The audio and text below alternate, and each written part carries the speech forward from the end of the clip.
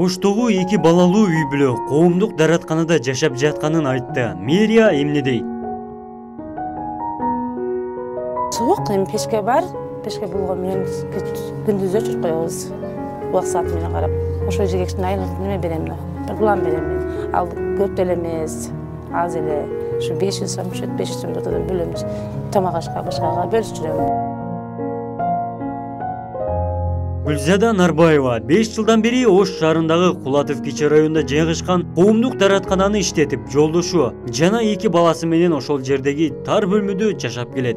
Ал үй бүлөсү менен дараткананын кассасы жайгашкан жерде тамактанып түнөшөт. Гүлзада Нарбаева жокчулуктун айынан аргасынан аталган жайда жашап жатканын аймактык кабарчы менен болгон маегинде билдирди. Анын айтымында дараткана иштетип күнүнө 200 сом, 300 сом табат. Бирок ал үй бүлөнүн күнүмдүк керектөөсүнөн ашпайт. Ал эми жолдошу иштебейт. Отуруп буктайбыз. Бир баланы мен кучактап алып отурам. Бир балам атасы менен бири-бирибизге жөлөнүп таң атырабыз. Бул жер суук. Электр жарыгында өчүрүп кетишкен дейт ал. Учурда Кулатов кичи районуна алия куруу максатында ал жердеги дүкөндөр көчүрүлүп жатат. Дүкөндөрдүн катарында жайгашкан даратканада бузулат. Турак жайсыз үй бүлөнүн абалы оор экенин базардагы соодагерлер да ырастады.